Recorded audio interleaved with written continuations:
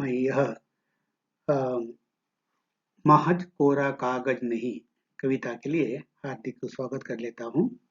यह कविता आपके काव्य संकलन काव्य सुधा का एक भाग है। यह कविता भगवत रावत के द्वारा लिखित कविता है। काव्य सुधा डॉक्टर वी भास्कर के द्वारा संकलित काव्य संकलन है।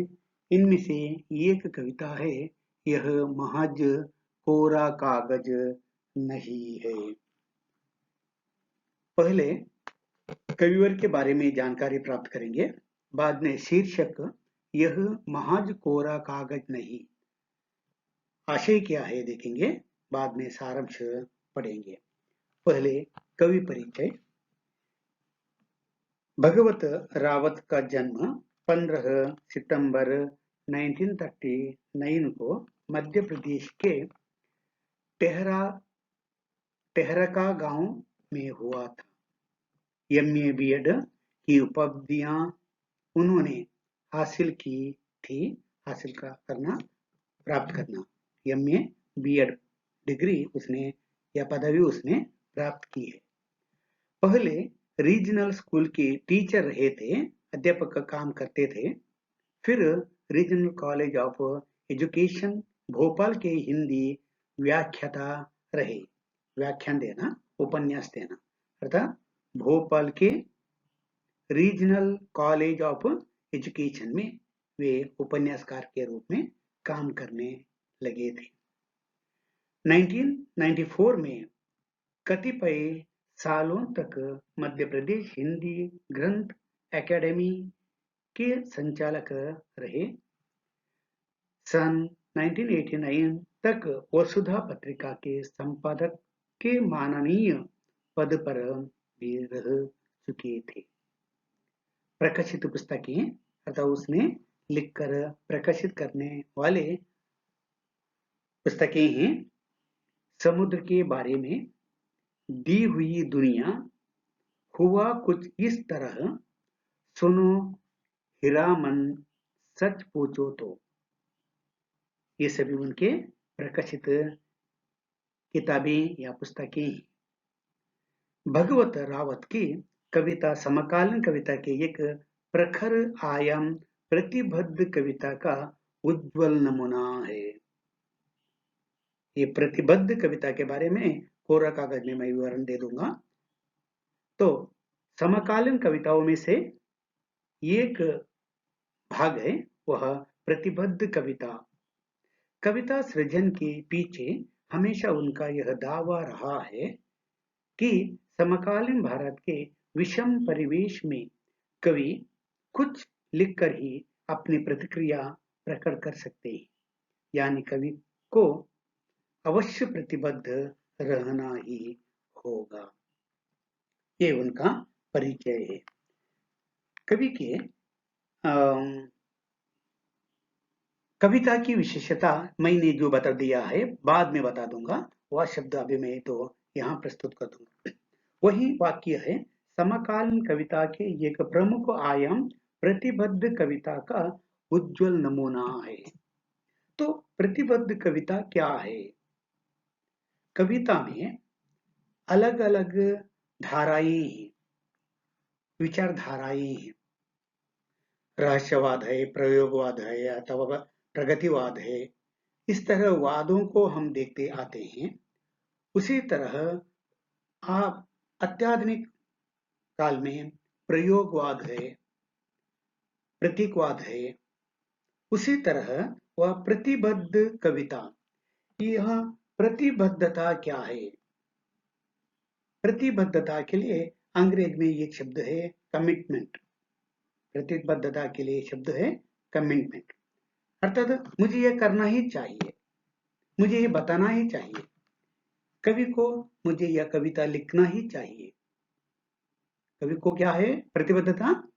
मुझे ये कविता लिखना ही चाहिए। कवि को कविता क्यों लिखना है? लिख लीजिए, कविता क्यों लिखना है? समाज में जो हो रहा है इसमें अच्छाई है, बुराई है, तो अच्छाई करने से भी हमें प्रेरणा मिलता है, और बुराई में लिखने पर भी क्या होता है, वो बुराई को छोड़कर अच्छाई को अपनाना है। तो अच्छाई लिखने से उनको प्रेरणा मिलता है और भी अच्छा करना है। तो बुराई को, डिमेरिट्स को लिखते वक्त हमें वह नहीं करना है, उसके विरुद्ध जो अच्छा है यह नहीं करना चाहिए। तो क्या करना है, अमल पड़ता है।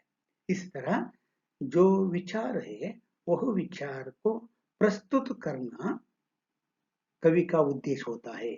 ऐसे समाज में रहने वाली जो समस्याएं, रीति रिवाज, संस्कार, अमानवीय कृतियां हुआ तो भी उन विषयों को यथा रीति लिपिबद्ध करना है, कविता के रूप में प्रस्तुत करना है। ऐसे करने वाले कवियों में एक कवि है, वह है भगवत रावत। वह ही भगवत रावत है। और ये तो आपके समझ में आया है। समकालीन भारत के विषम परिवेश में शब्द दिया है, और एक समकालीन जो आज प्रस्तुत होने वाला वह काल, वर्तमान काल, समकालीन अर्थात वर्तमान काल में जो समस्याएं हैं उन समस्याओं को कवि लिपिबद्ध करता है। लिपिबद्ध करना क्या है, लिख लेना। तो लिपिबद्ध करके उसे लोगों के सम्मुख रखना है, उसे लोगों के सम्मुख रखना है, और उसी के द्वारा समाज सुधार करना है, कवि का उद्देश्य होता है। कवि का उद्देश्य होता है। और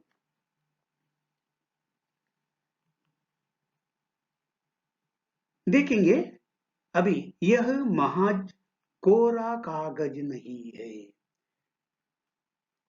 अर्थात कवि जो लिखने लगा है वह कागज, वह महज कोरा कागज नहीं है। तो उसमें मुख्य रूप से संदेश है, व्यर्थ काम वह नहीं करता है। क्या हुआ है, देख लीजिए। हाँ, इसी के साथ वह क्या कहना चाहता है, महज कोरा कागज नहीं है कहने के द्वारा वह व्यर्थ काम नहीं कर रहा है। वह व्यर्थ काम नहीं कर रहा है, अर्थात उनका उद्देश्य समाज सुधार। साहित्यकारों का उद्देश्य क्या है, समाज सुधार। तो समाज सुधार के दृष्टिकोण से वह कविता लिख रहा है, और अपनी कविता के बारे में स्पष्टता दे रहा है यहाँ। और कवि को ऐसा क्यों हुआ है, क्योंकि यहाँ घटना देख लीजिए। आज कवि के सम्मुख समाज में होने वाले जो भ्रष्टाचार है, जो अन्याय है, जो अपराध है, उन्हें लोगों तक पहुंचाना है, क्योंकि वे लोग भ्रष्टाचारियों के द्वारा शोषित हो रहे हैं। तो शोषण से मुक्त करना चाहिए, तो कवि को जागृत करना है, मुग्ध जनता को जागृत करना है। तो जागृत करने का उद्देश्य है कवि कविता लिखने का। इसलिए देख लीजिए, यह महज कोरा कागज नहीं, आदमी के हाथों बना एक साफ सुथरा मन है। इसका रेशा रेशा मस्तिष्क की शिराओं की तरह जागृत है। प्रथम परिच्छेद में ही बता दिया है। कविवर कहता है, मैं जो लिख रहा है यह कागज, वह कागज वह कोरा कागज नहीं है। वह आदमी के हाथों बना एक साफ सुथरा मन है।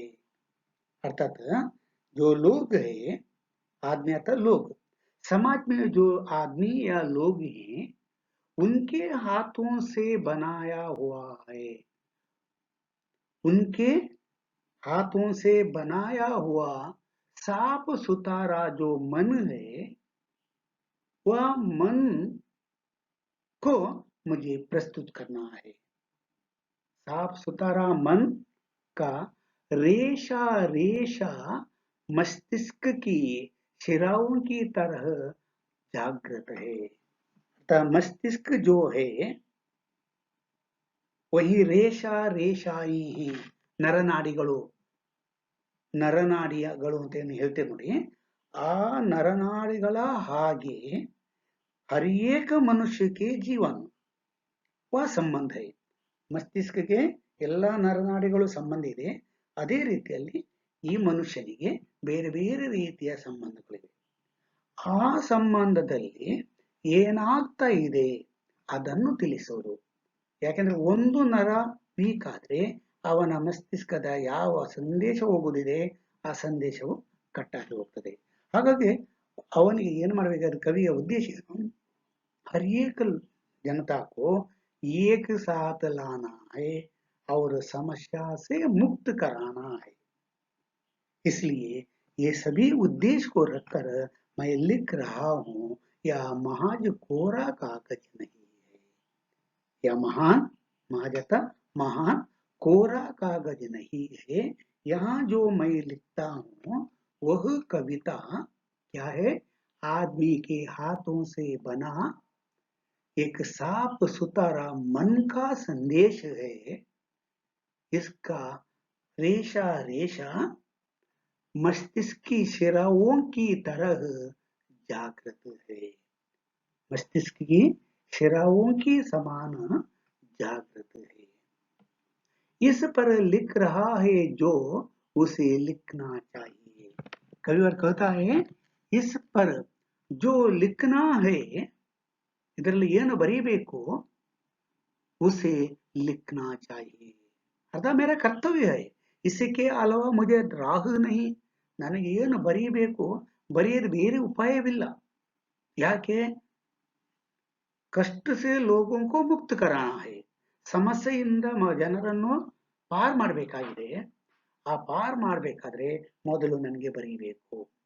मेरा उद्देश्य कविता लिखना, उसी के द्वारा मुझे मानव को संदेश देना है और इसलिए कि लिखना जरूरी है. देखो कवि की अनिवार्यता देख लीजिए. ಕನ್ನಡದಲ್ಲಿ ಅವರ ಕಳಕಳಿ ಅಂತ ಹೇಳ್ತೇವೆ. ಅವನ ಕಳಕಳಿ ಏನು, ಕವಿತೆ ಬರೀಬೇಕು. ಬರೀ ಕವಿತೆ ಬರೆಯುವುದಲ್ಲ, ಆ ಕವಿತೆಯ ಮೂಲಕ ಜನರಿಗೆ ಸಂದೇಶ ಹೋಗಬೇಕು, ಜನರ ಜೀವನವನ್ನು ಸುಧಾರಿಸಿಕೊಳ್ಬೇಕು. ಅವರು ತಪ್ಪು ದಾರಿಗೆ ಹೋಗದೆ ಅವರು ಜೀವನದಲ್ಲಿ ಒಳ್ಳೆ ದಾರಿಯನ್ನು ಆರಿಸಿಕೊಳ್ಬೇಕು. इसलिए मुझे कविता लिखना जरूरी है, अगत्य ಇದೆ.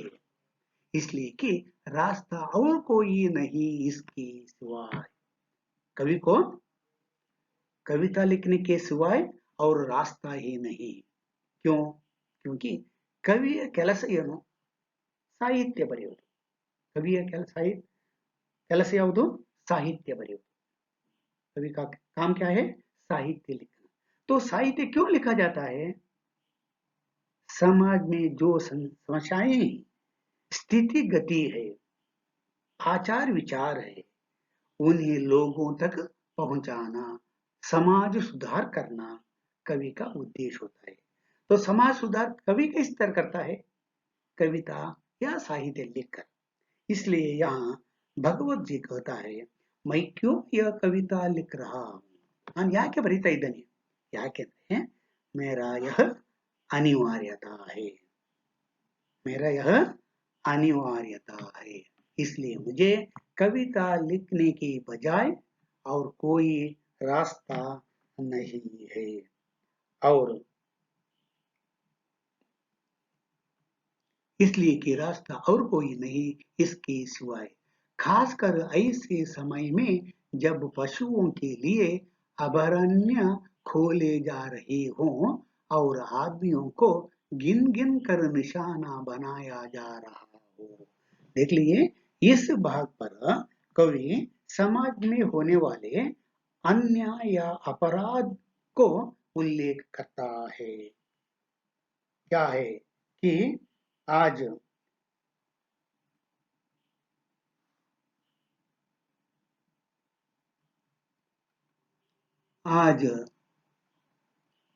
खासकर ऐसे समय में जब पशुओं के लिए अभयारण्य खोले जा रहे हो ಅಂತ ಹೇಳ್ತಾ ಇದ್ದಾನೆ.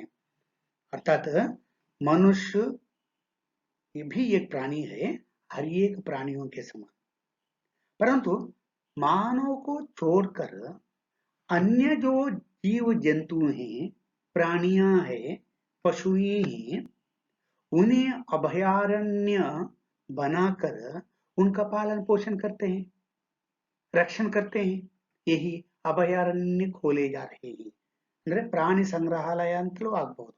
ದೊಡ್ಡ ದೊಡ್ಡ ಕಾಡುಗಳು ಪ್ರಾಣಿಗಳಿಗೆ ಬದುಕಲಿಕ್ಕೆ ಏನ್ ಬಿಟ್ಟು ಕೊಡ್ತಾ ಇದ್ದಾರೆ. ಆ ಪ್ರಾಣಿಗಳನ್ನು ಕೊಲ್ಲಬಾರದು ಅಂತ ಹೇಳಲ್ಪಡ್ತದೆ.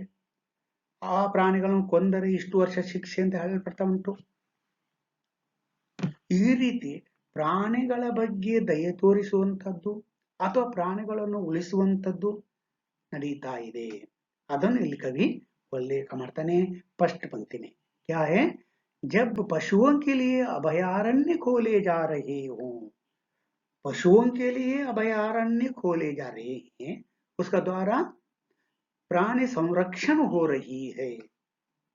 बिल्कुल वह गलत नहीं. इसी अवसर पर मनुष्यों को क्या करते हैं, उनके रक्षण के लिए कोई व्यवस्था है नहीं.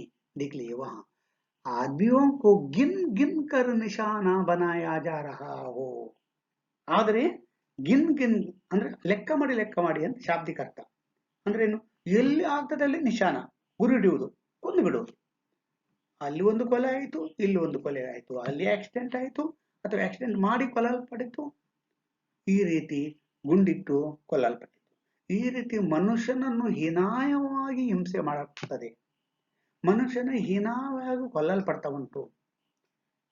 ಅವನ ಆಚರಣೆಗಳನ್ನು ಮಾಡದ ಹಾಗೆ ಮಾಡಲ್ಪಡ್ತಾ ಉಂಟು. ಸಂಸ್ಕಾರಗಳನ್ನು ಮಾಡದೇ ಇರುವ ಹಾಗೆ ಮಾಡಲ್ಪಡ್ತಾ ಇದೆ. ಈ ರೀತಿ ಮಾನವನಿಗೆ ಹಿಂಸೆ ಮಾಡುವುದನ್ನು ಇಲ್ಲಿ ಈ ಶಬ್ದದಲ್ಲಿ ಹೇಳಿದ್ದಾರೆ. एक और मनुष्य प्राणियों को अभयारण्य बनाकर वहीं उनकी संरक्षण हो रही है, और एक और आदमियों को अर्थात मनुष्यों को क्या क्या है, गिन गिन कर आरिसी आरिसी निशान लगाते नहीं. निशान ಅಂದ್ರೆ ಏನು, ಏಮ್ ಗುರಿ ಇಡುವುದು. ಈ ಗುರಿ ಇಟ್ಟುಕೊಂಡು ಏನ್ ಮಾಡ್ತಾ ಉಂಟು, उनको शूट किया जाता है, उनका नाश किया जाता है, उनको मरवा दिया जाता है. इस तरह की परिस्थिति को कविवर यहाँ बताता है. तो गिन गिन कर निशाना बनाया जा रहा है. ಆರಿಸಿ ಆರಿಸಿ ಅವರನ್ನು ನಿಶಾನ ಮಾಡ್ತಾ ಇದೆ ಅಂತ ಹೇಳಿದ್ರೆ, ಪ್ರತಿಯೊಬ್ಬ ಮನುಷ್ಯನನ್ನು ಅಲ್ಲಿ ಹಿಂಸೆ ಮಾಡಲ್ಪಡ್ತದೆ, ಕೊಲ್ಲಲ್ಪಡ್ತಾ ಇದೆ. ಅಥವಾ ಬೇರೆ ರೀತಿಯಲ್ಲಿ ಕೊಲ್ಲುವುದು ಮಾತ್ರ ಅಲ್ಲ, ಮಾನಸಿಕ ಹಿಂಸೆ ಸಹ ಆಗ್ತದೆ. ಮಾನಸಿಕ ಹಿಂಸೆ ಸಹ ಆಗ್ಬಹುದು, ಧಾರ್ಮಿಕ ಹಿಂಸೆಯೂ ಆಗಬಹುದು, ರಾಜಕೀಯ ಹಿಂಸೆಯೂ ಆಗಬಹುದು, ಎಲ್ಲ ರೀತಿಯ ಅಥವಾ ಭ್ರಷ್ಟಾಚಾರವೂ ಆಗಬಹುದು. ಇದು ಎಲ್ಲ ಆಗ್ತಾ ಇದೆ ಮನುಷ್ಯನಿಗೆ. तो हाँ, ऐसे समय में अर्थात मानव पर इस तरह दौर्जन्य होते इस समय में जब अपने काले रंग के लिए आदमी सारी उम्र जेल में बिताता हो, जब अपने समय के भयानक सच को नाटक में दिखाता हुआ आदमी बीच सड़क पर मार दिया जाता हो. देख लीजिए. और इस तरह अन्याय होते ही, इस तरह भ्रष्टाचार या अन्याय होते ही कोई विरोध करते तो उनको क्या करते हैं, जेल में भेज दिया जाता है. जेल में भेज दिया जाता है. इसलिए अपने काले रंग के लिए, अपने काले रंग के लिए उस मतलब क्या है, काले रंग एक तो कालापन, ಕಪ್ಪು ಜನರು, ಕಪ್ಪು ಬಣ್ಣ ಅಂದ್ರೆ ಅವರ ಈ ಅಪರಾಧ ಅಥವಾ ಆ ಕಪ್ಪು ಜನಾಂಗದ ಮೇಲೆ ಏನು ರಕ್ಷಣೆಗೆ ಹೋದರೆ अंತಹ आदमियों काले रंग के लोगों के ओर से कोई आदमी बोलते तो सारी उम्र जेल में बिताता हो. ಅವನು ಇಡೀ ಜನ್ಮವನ್ನು ಅವನಿಗೆ ಜೈಲಿನಲ್ಲಿ ಉಳಿಯುವಂತಹ ಅಥವಾ ಜೈಲಿನಲ್ಲಿ ಶಿಕ್ಷೆಯನ್ನು ಅನುಭವಿಸುವಂತಹ ಅವಕಾಶ ಅಥವಾ अनिवार्यता है।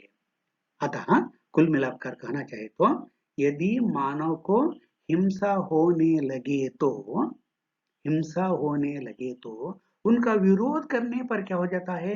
विरोध करने को अपने उम्र भर जेल में रहना पड़ता है। एक विचार तो आपको याद यहाँ कर सकते हैं। गांधी जी, महात्मा गांधी जी अफ्रीका के जो काले लोग हैं उनका विरोध करने लगे, उनके कालेपन के बारे में हिंसा करने वाले लोगों को विरोध करने लगे, तब गांधी जी को कई सालों तक जेल में रहना पड़ा है। मालूम पड़े ना? आजकल भी हम देखते हैं समाज में जो अन्याय हुआ तो स्ट्राइक करते हैं। स्ट्राइक करने पर क्या करते हैं? हमारे अधिकारी लोग क्या करते हैं? उनको जेल में भेजते हैं। जल्दी आजकल तो कुछ दिनों में तो उनको वापस, परंतु पहले पहल हमें मालूम है कई वर्षों तक जेल में सड़ना पड़ता था सरकार के विरुद्ध, समाज के विरुद्ध जाने पर। परंतु समाज के विरुद्ध क्यों जाते हैं? इस तरह अन्याय अपराध होते समय वे विरोध करते हैं। इस तरह मैंने जो बता दिया अभी गांधी जी का, गांधी जी ने तो भ्रष्टाचार को विरोध किया, समाज में जो अन्याय अनादर हो रहा है उनके विरोध किया, कई बार जेल में जाना पड़ा। यही बात यहाँ तो बता देता है कवि, सारी उम्र जेल में बिताता हो।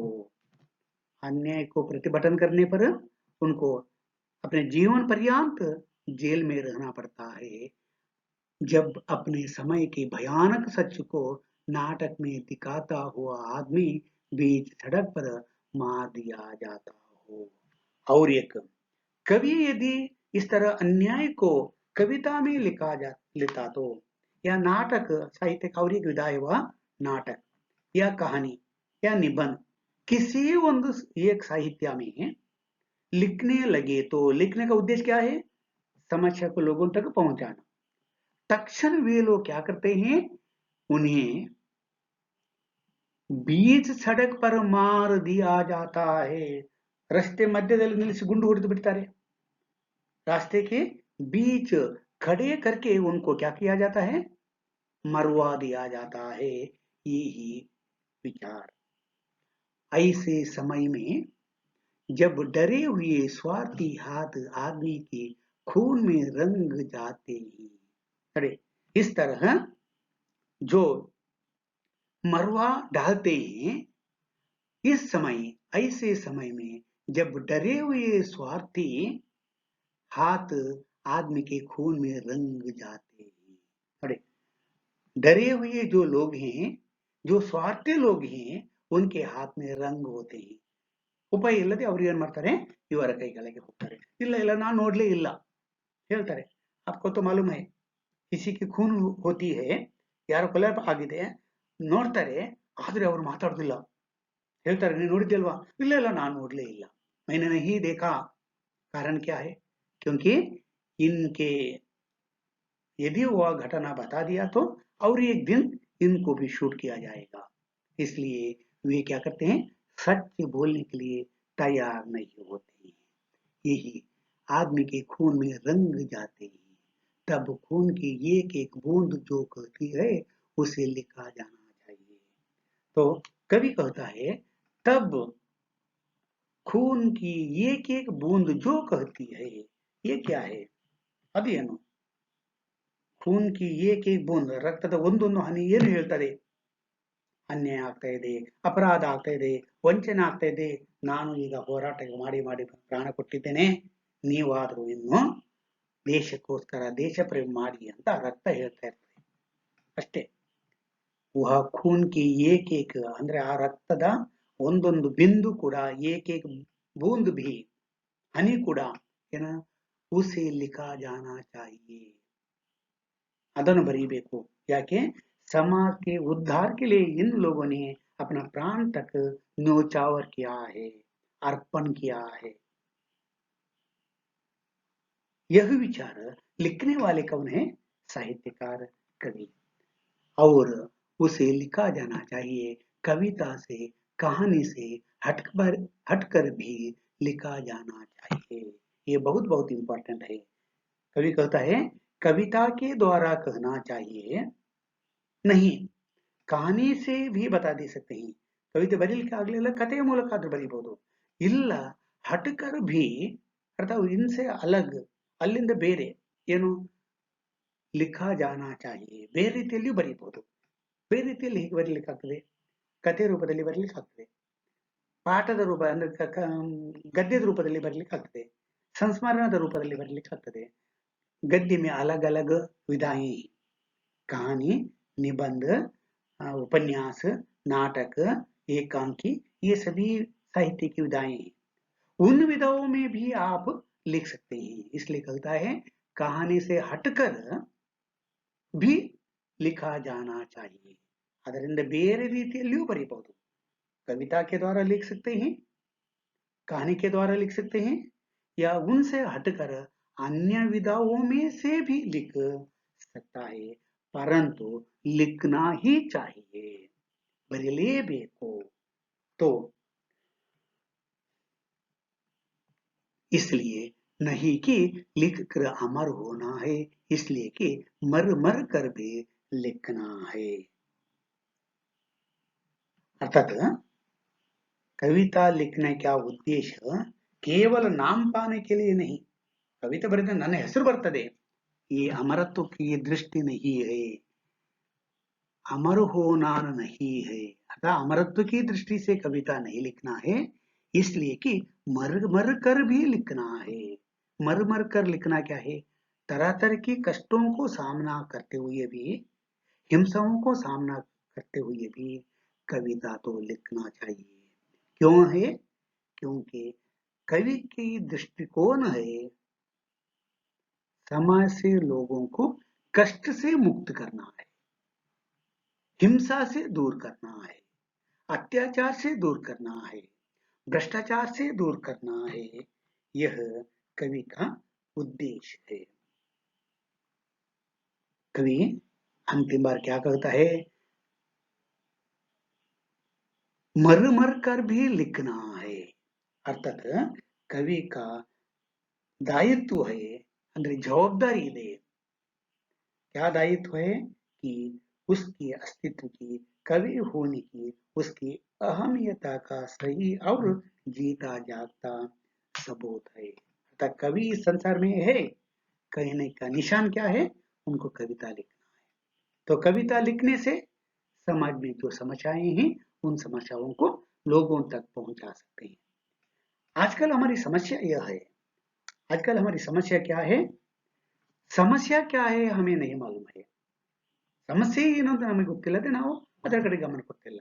ಆಕ್ಚುಲಿ ಇಂಥ ಒಂದು ಬಹಳ ಉಗ್ರವಾದ ಸಮಸ್ಯೆ ನಮ್ಮ ಎದುರುಗಡೆ ಇದೆ ಅಂತ ತಿಳ್ಕೊಂಡ್ರೆ, ಅದು ನಮ್ಮ ಮನಸ್ಸಿಗೆ ಬಂದ್ರೆ ಅಯ್ಯೋ ಹಾಗಾದ್ರೆ ನಾವು ಅದನ್ನು ಪ್ರತಿಭಟನೆ ಮಾಡಬೇಕು. ಆ ಭಾವನೆ ಬರಬೇಕಾದ್ರೆ ಮೊದಲು ನಮಗೆ ಅದರ ಮನವರಿಕೆ ಆಗಬೇಕು. ಆ ಮನವರಿಕೆ ಮಾಡಿಸುವ ಕೆಲಸ ಮಾಡುವುದು ಯಾರು? ಕವಿ ಅಥವಾ ಸಾಹಿತ್ಯಕಾರ. ಅದು ಕೇವಲ ಲೇಖಕ ಮಾತ್ರ ಅಲ್ಲ, ಭಾಷಣಗಳಲ್ಲಿ ಮೂಲಕವೂ ಆಗ್ತದೆ, ಉಪನ್ಯಾಸ ಮೂಲಕವೂ ಆಗ್ತದೆ, ನಾಟಕದ ಮೂಲಕವೂ ಆಗ್ತದೆ, ಕಥೆಯ ಮೂಲಕವೂ ಆಗ್ತದೆ. ಒಟ್ಟಾರೆಯಾಗಿ ಸಾಹಿತ್ಯಕಾರನ ಉದ್ದೇಶ ಅವನು ಸಮಾಜದ ಜನರ ಸಮಸ್ಯೆಯನ್ನು ದೂರ ಮಾಡಬೇಕು. ಆ ಸಮಸ್ಯೆ ದೂರ ಮಾಡಲಿಕ್ಕೆ ಆಕ್ಚುಯಲ್ ಪೊಸಿಷನ್ ಏನುಂಟು, ಸ್ಥಿತಿ ಏನುಂಟು, ಅದನ್ನು ಜನರಿಗೆ ಮನದಟ್ಟು ಮಾಡಬೇಕು. इसी के द्वारा तो कवि कहना चाहता है कि लोगों तक पहुंचाना है सामाजिक समस्याओं को. वह किसी तौर पर हो सकता है, नाटक के रूप में, कहानी के रूप में, या कविता के रूप में, या अन्य विधाओं के द्वारा लोगों तक पहुंचाना है, लोगों को समस्या के सजीव चित्र देना है. इसलिए कवि भी अपना कर्तव्य मानकर आज यह कविता लिखने में लगा है. इसलिए वह कहता है मेरा काम तो व्यर्थ नहीं है, मेरा तो काम व्यर्थ नहीं है, क्योंकि यह कागज कोरा कागज नहीं है, उसमें तो बहुत कुछ मानव जीवन के लिए योग्य संदेश इस कागज में है. कहकर कविता समाप्त करता है. मैं आज इतना कहकर यह भाग को समाप्त कर लेता हूँ और एक कविता के साथ मैं अगले पीरियड में आपको मिलूंगा और नया संदेश के साथ आऊंगा। आज यह पाठ समाप्त कविता भाग को समाप्त कर देता हूँ। यह भाग सुनने के लिए या कविता भाग सुनने के लिए अनेक अनेक धन्यवाद। नमस्ते।